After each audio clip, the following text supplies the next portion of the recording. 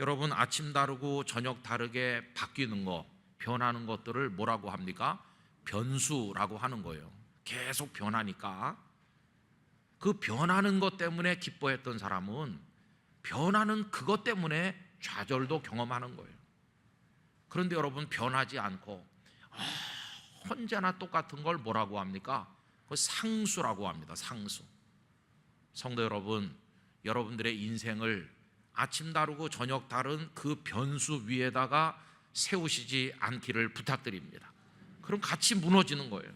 그러나 언제나 영원토록 똑같은 그 위에다가 인생의 집을 지으면 우리도 흔들리지 않을 것입니다. 세상에 상수가 도대체 누구일 것인가 했을 때 딱 한 분밖에 없어요. 하나님 아버지, 우리의 아버지 하나님, 그 한 분밖에 없어요. 그래서 여러분, 우리 인생의 집을 날마다 변하는 것들 위에다 세우지 마시고 하나님 위에 세우시기를 부탁드립니다. 하나님 위에. 다니엘이 바로 그런 분이었거든요. 다니엘 1장 21절에 우리가 그냥 지나치기 쉬운 한 절 말씀이 나오는데요, 다니엘은 고레스 왕 원년까지 있으니라, 이런 표현이 나오는데 이게 굉장한 얘기입니다. 여러분 잘 아시는 것처럼 다니엘은 남왕국 유다의 소년이었는데 느부갓네살 그 바벨론 왕의 주전 605년 1차 침공 때 포로로 끌려갔잖아요. 그리고 수십 년 세월이 흘러서 고레스 왕 원년까지 있었다. 고레스 왕 원년은 대략 주전 536년 아니면 538년 그 어간쯤 돼요. 그러니까 가정하기를 다니엘이 15살쯤에 붙들려 갔다고 가정을 한다면, 여러분 이건 가정입니다. 어디 가서 우리 목사님이 그러는데 15살에 이렇게 말하면 제가 좀 곤란해요. 만약에 15살에 끌려갔다고 가정을 하면 고레스 왕 원년일 때 다니엘은 80이 훨씬 넘은 노인이 되신 거예요. 그런데 그 수십 년 세월이 평온한 세월이 아니고 격동의 세월이에요.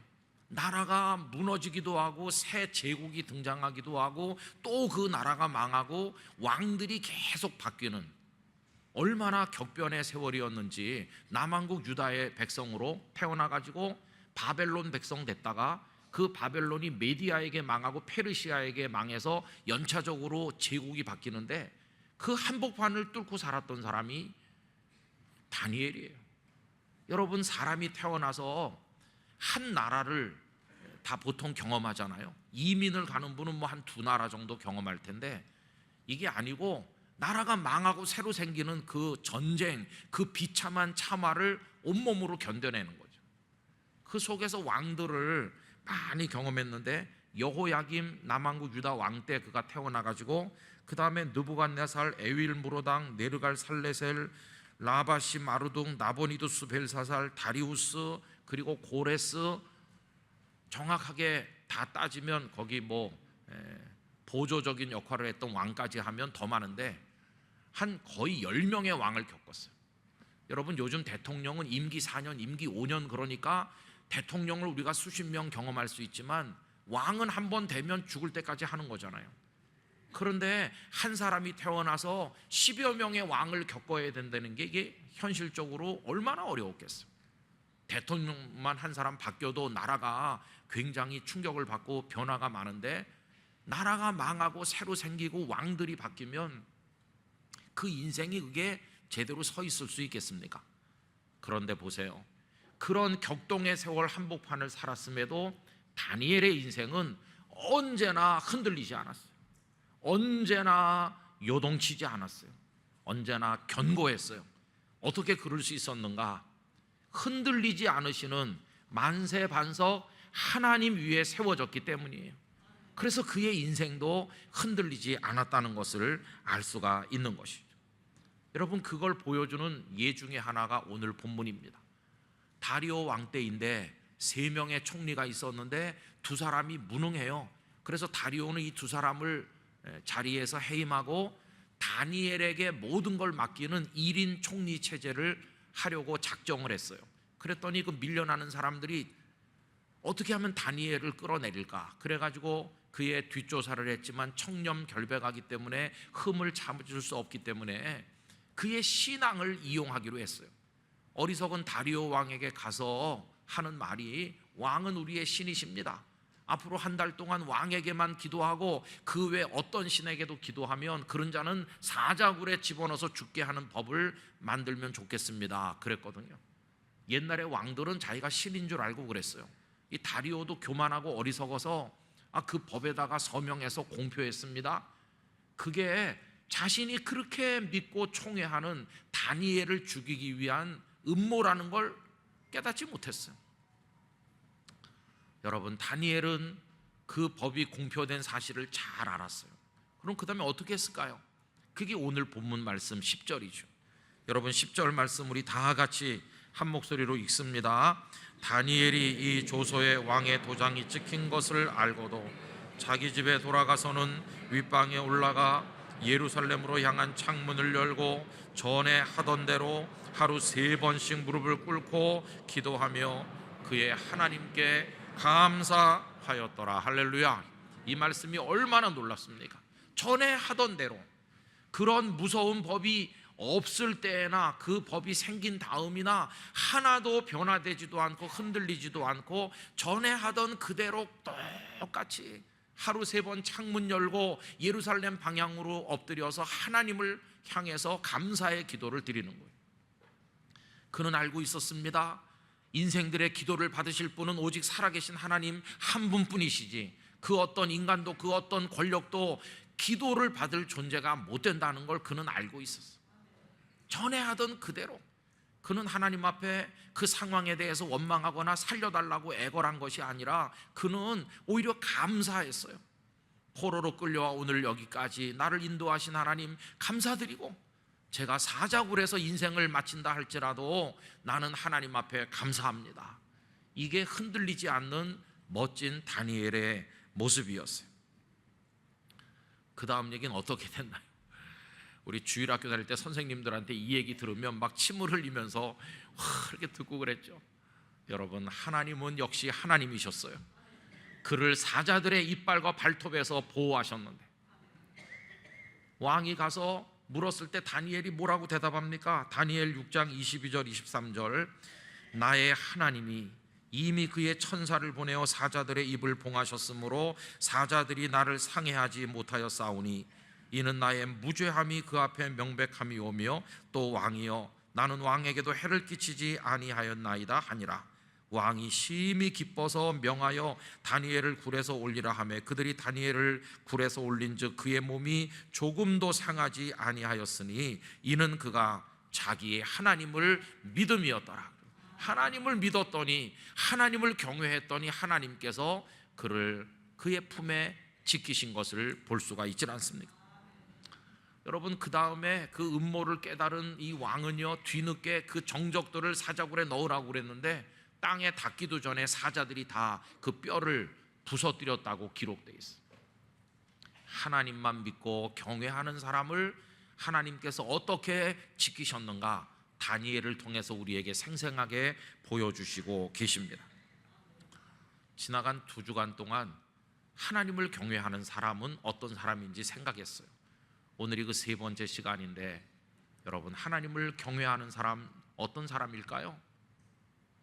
상황이 달라져도, 환경이 변해도, 유리한 상황이 돼도 불리한 상황이 돼도, 누가 나를 위협해도, 어떤 조건 어떤 상황에 있든지 나도 믿지 않고 남도 믿지 않고 권력도 믿지 않고 어떤 재물이나 다른 거 믿지 아니하고 오직 한 분 여호와 하나님만 끝까지 믿고 끝까지 의지하는 사람, 그 사람이 여호와를 경외하는 사람인 것입니다.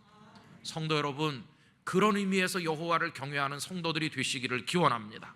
하나님 한 분만 끝까지. 이걸 뒤집어서 얘기하면 이렇게 말할 수 있어요. 여호와를 경외하는 사람은 사람을 의지하지 않는다고 말할 수 있어요. 여러분, 이 상황에서 누구나 떠올릴 수 있는 방책이 있잖아요.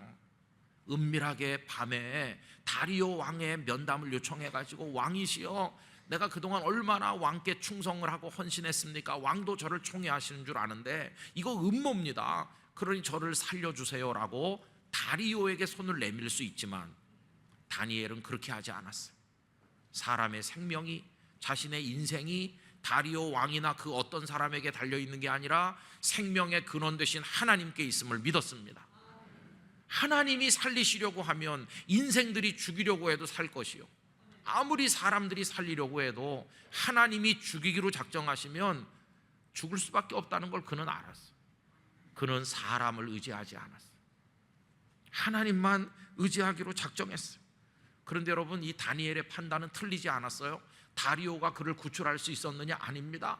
다니엘이 고발당해서 걸려들었습니다. 그렇게 되자 그때서야 이 어리석은 다리오는 자신이 얼마나 잘못을 저질렀는가를 알게 됐어요. 총애하는 신하를 꼼짝없이 잃게 됐다는 걸 알고 가슴을 치고 후회했지만 이미 늦었어요. 그 법을 취소할 수는 없잖아요. 어쩔 수 없이 다니엘을 사자굴에 던지라고 그랬어요. 그리고 그 밤에 한 잠도 못 자고 그가 고통받는 모습이 나와 있지 않습니까? 여러분, 6장 18절, 왕이 궁에 돌아가서는 밤이 새도록 금식하고 그 앞에 오락을 그치고 잠자기를 마다하니라. 모든 오락을 그치고 잠도 안 자고 밤새 마음을 졸이며 다니엘 다니엘 다니엘 하잖아요. 기도를 받는 신이기는커녕 총애하는 신하 하나를 살리지 못하는 무능한 인생이 다리오였어요. 그러니 이런 사람을 의지하지 않은 다니엘의 판단이 얼마나 옳은가 하는 것입니다. 그 긴긴 밤이 지나고 그 다음날 새벽 일찍 이 왕은 사자굴로 직접 달려갔습니다. 상식대로 하면 벌써 사자들의 밥이 됐겠지만 혹시 그가 경외하는 하나님이 살리시지 않았을까? 그래서 이렇게 나와 있죠. 19절부터 보면, 이튿날에 왕이 새벽에 일어나 급히 사자굴로 가서 다니엘이 든 굴에 가까이 이르러서 슬피 소리질러 다니엘에게 묻되, 살아계신 하나님의 종 다니엘아. 알고 있어요. 하나님만이 살아계신 분이라는 거예요. 살아계신 하나님의 종 다니엘아, 내가 항상 섬기는 내 하나님이 사자들에게서 능히 너를 구원하셨느냐 하니라. 나는 너를 구원하지 못했는데 네가 섬기는 살아계신 그 하나님이 너를 살려주셨느냐. 일말의 기대를 가지고 그렇게 외쳤어요. 그랬더니 아까 읽어드린 것처럼 다니엘이 자신이 살아있음을 이야기하게 된 것입니다. 여러분, 이 다리오도 인생을 살리고 죽이는 분은 하나님이심을 알고 있지 않습니까? 성도 여러분, 여호와 하나님을 경외하는 사람은 하나님만 믿고 의지할 뿐 사람을 믿지 않습니다. 오늘부터 믿지 마세요. 여러분 자신도 믿지 마시고 다른 사람도 믿지 마시고 김은성 목사도 믿지 마시고 우리 장로님들도 믿지 마시고 다 믿지 마요. 믿을 대상이 아무도 없어요. 전에 목회할 때 목사들이 빠지기 쉬운 게 그겁니다. 누가 지지해주고 격려해주고 새벽부터 밤까지 충성하시는 성도가 있으면 어휴, 우리 교회는 저 집사님 때문에, 저 권사님 때문에 우리 교회는 잘 될 거야, 이렇게 사람을 의지하게 돼요. 저도 여러분들을 의지했었거든요.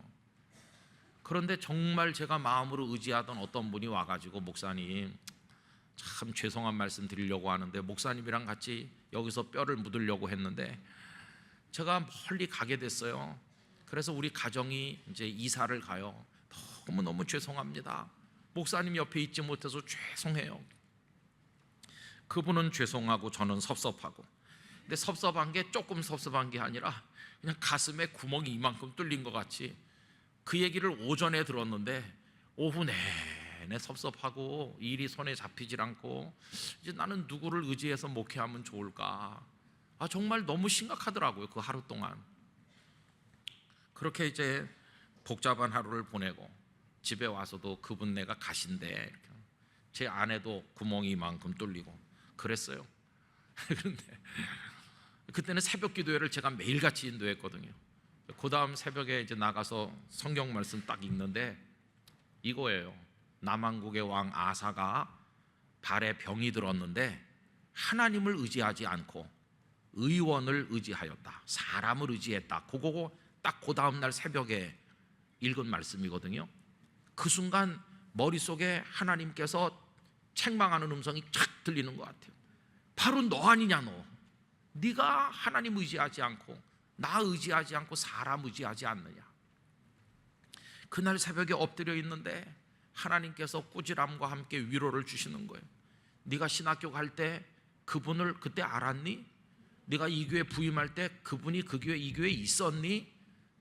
그때 그분은 그 교회에 있지 않았거든요. 아니 언제부터 네가 그분을 그렇게 좋아했다고?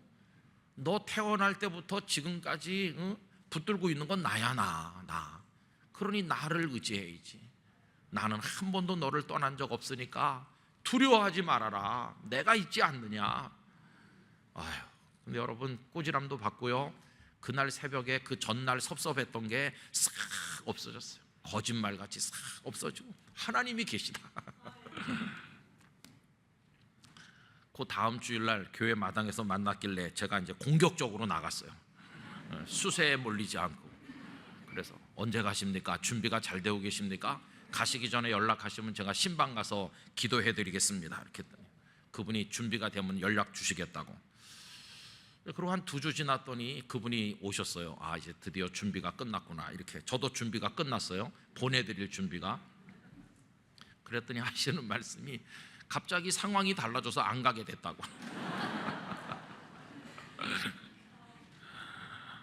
제가 기뻤을까요 그날? 별로 기쁘지 않았어요. 왜 그런지 아세요? 이미 사람은 저에게 기쁨이 아니도록 하나님이 기쁨이 되셨거든요. 이분이 계실 수도 있고 또 갈 수도 있지 뭐. 하나님은 그분이 필요한 대로 보내실 거고 난 하나님 한 분이면 충분해. 이렇게 마음에 확신을 주셨어요. 그래서 여러분 사람은 믿을 대상이 못 돼요. 제가 부모님을 의지했었는데 부모님은 저를 똑같이 사랑하시지만 어느 날 제가 도와드려야 될 뿐이지 저를 더 이상 돕지 못하는 연로해지시더라고요. 아 사람은 다 그래. 사랑이 변하기도 하고 사랑이 변하지 않는다 그래도 연약해지니까 더 이상 도울 수 없고. 여러분 그럼 우리 주변에 하나님이 주신 사람은 어떤 분일까요? 믿고 의지할 분이 아니라는 걸 아셔야 돼요. 그럼 그들은 누구냐? 우리가 사랑해 드려야 될 분이에요. 우리가 위에서 축복하고 기도해 드려야 될 대상이지 믿고 의지할 대상은 아니라는 걸 기억하셔야 됩니다. 우리가 믿고 의지할 분은 하나님 한 분뿐이십니다. 하나님만 믿을 뿐이에요. 오늘 집에 가시면 다 모아놓고 믿지 마, 나도 안 믿는다. 그 대신 내가 너희들을 사랑한다. 서로 우리 기도해 주자. 이렇게 하시기 바랍니다. 또 하나님만 경외하는 사람은요, 이거 참 구분하기 어려운 건데 하나님이 주신 복도 의지하지 않습니다. 여러분 하나님께서 우리에게 복을 많이 주시잖아요. 다니엘을 보면 포로 신세 아닙니까? 그런데 느부갓네살 왕도 그를 총애하고 벨사살도 총애하고 이 다리오도 그 엄청난 제국을 다니엘에게 다 맡기려고 하고 이 엄청난 축복이잖아요. 나같이 비천한 포로가 끌려와가지고도 이렇게 왕들의 총애를 받으니 이거 하나님의 복이다. 그 상황을 기뻐할 수 있고 의지할 수 있잖아요. 그런데 다니엘은 어린애가 아니었어요. 그는 아버지와 선물을 구분할 줄 알았어요. 선물이 아무리 좋아도 선물을 의지하면 잘못된다는 걸 구분할 줄 알았어요. 여러분 아버지와 아버지가 주는 선물 중에 소중한 게 뭡니까? 아버지가 소중하지 선물 그건 아무것도 아니에요. 하나님과 하나님께서 주시는 복 사이에서 혼동하면 안 되는 것이에요. 그 복이라고 하는 것은 오늘 있기도 하고 내일 없기도 해요. 다리오 왕이 그를 그렇게 총애했는데 사자굴에 던진 사람도 그 다리오 왕이었어요. 하나님이 주신 축복인 것 같은데 하룻밤 자고 나면 그것 때문에 고통받을 수 있는 거예요. 여러분 복이라고 하는 건 다 그래요. 내게 건강 주셨고 물질 주셨고 내게 뭐 좋은 거 많이 주셨다. 그게 하나님의 복인 건 맞지만 여러분 그 복을 의지하시면 안 됩니다. 하나님을 의지하셔야 되는 거예요. 그걸 구분할 줄 알아야 되는 것입니다. 우리가 하나님만 경외해야 되는 이유가 뭐냐 하면, 참 감사한 것은 우리가 그분을 바라보기 전에 하나님 우리를 먼저 알고 계시고, 우리는 설령 그분을 잊는 일이 있지만 하나님은 절대로 우리를 잊으시지도 않으시고 언제나 우리가 있는 그곳에 동일한 사랑과 은혜로 우리와 함께 계시다고 하는 것이. 그래서 이사야 49장 15절 우리 화면을 보면서 같이 읽어보겠습니다. 여인이 어찌 그 젖 먹는 자식을 잊겠으며 자기 태에서 난 아들을 긍휼히 여기지 않겠느냐. 그들은 혹시 잊을지라도 나는 너를 잊지 아니할 것이라. 아멘. 내가 세상으로부터 잊혀졌는가 보다. 아니요, 하나님 우리를 잊지 않고 늘 우리 곁에 계십니다. 모세가 미디안 광야에 있을 때 세상은 그를 잊은 것 같지만 하나님은 기억하셨잖아요. 모세가 홍해 앞에 섰을 때 하나님 거기 계시지 않았습니다. 여호수아가 여리고 성 앞에 섰을 때 하나님 거기 계셨고, 다윗이 골리앗 앞에 서는 그날 하나님도 거기 계시고, 그리고 사내립의 18만 5천 명이 히스기야의 예루살렘을 겹겹이 에워싼 그때도 하나님은 그 히스기야 곁에 계셨고, 예수님의 제자들이 몇 명 안 되고 연약하지만 거대한 로마 제국을 오가면서 복음을 전할 때 그들 곁에 하나님이 계셨군요. 한경직 목사님과 선배들이 여기 영락교회를 세우시고 그 피비린내 나는 6.25 전쟁을 통과하고 그 가난한 그 다음 세대를 견디면서 눈물로 기도할 때 하나님 여기 역사하신 증거 아닙니까? 그리고 그 이후로 눈물로 부르짖는 많은 선교사들, 성도들 엎드린 그 자리에 하나님은 여전히 계셨고 지금도 계시는 줄로 믿습니다. 하나님은 변함도 없으시고 회전하는 그림자도 없으시고, 하나님은 언제나 거기 당신의 사랑하는 자들이 눈물로 바라보는 그곳에 계신 분임을 우리가 기억해야만 할 것입니다. 그래서 여러분, 이제 하나님 생각만 해야 되는 거예요. 하나님 한 분만. 하나님께서 주신 복을 의지하지도 말고 어떤 사람을 의지하지도 말고 언제나 하나님만. A.W. 토저 목사님의 나는 진짜인가 가짜인가 그 책에 보니까요, 프랑스와 마라볼이라는 분의 글을 인용한 내용이 있어요. 그 내용이 이런 겁니다. 하나님은 당신께 오직 나 하나밖에 없는 것처럼 언제나 나를 생각하신다. 그러므로 나도 나에게 하나님 한 분밖에 없는 것처럼 언제나 하나님만을 생각할 때 비로소 하나님의 은혜에 겨우 보답하는 것이다. 여러분, 낮이나 밤이나 순경에서나 역경에서나 우리 주변에 좋은 환경이 조성되어 있거나 어려운 환경에 있거나 어떤 상황에 있든지 하나님 한 분께만 집중하시고 하나님을 깊이 생각하시고 하나님을 오래도록 생각하시고 하나님을 충분하게 묵상하시기를 부탁을 드리는 것입니다. 그래서 하나님으로 인해서 부자가 되는 거예요. 하나님 한 분으로. 자주 말씀드리는 로렌스 형제의 하나님의 임재 연습 그 책에 이런 규절이 있어요. 그는 자신이 엄청난 부자라는 것을 알았다. 로렌스 형제는 하나님이 주시는 선물이 아닌 하나님 그분을 구하는 데서 자신의 부요함이 비롯되었음을 알았다. 하나님이 주시는 선물보다 하나님 그분이 훨씬 더 크신 분임을 믿었다. 로렌스 형제는 선물보다 선물 너머의 것을 선택했고 하나님을 더 깊이 알게 되기를 갈망했다. 여러분, 하나님 한 분밖에 없습니다. 저 같은 목사가 설교 원고를 잘 준비했기 때문에 은혜가 될까요? 아닙니다. 말주변이 좋으면 은혜가 될까요? 아닙니다. 하나님 한 분이 우리 성도들과 저에게 은혜가 되시죠. 우리에게 축복하시는 분이십니다. 그래서 우리는 낮에도 밤에도 순경에도 역경에도, 여러분 건강하시든지 병약하시든지 좀 부요하든지 가난하든지 내게 유리한 상황이 되든지 불리해지든지 사람들이 나에게 박수를 치든지 비난을 하든지 뭐 어떤 상황 어떤 조건 속에 있든지 생의 마지막 순간까지 하나님 한 분만 바라보시기를 바랍니다. 이렇게 건강해서 예배당에 오고 거동하고 움직일 수 있는 지금도 하나님이시고 내 마지막 호흡이 헐떡거리는 그 순간에도 끝까지 내 영혼을 채워야 될 분은 하나님 한 분뿐이심을 잊으시면 안 됩니다. 이래도 하나님, 저래도 하나님, 언제나 하나님, 끝까지 하나님, 그 하나님만 믿고 하나님만 의지하시기를 바랍니다. 그게 하나님을 경외하는 사람의 모습인 것입니다. 어떤 타협도 없고 어떤 계산도 없이 철저하게 하나님 한 분뿐임을 믿고 의지하는 우리 성도님들 되시기를 간절히 축복합니다.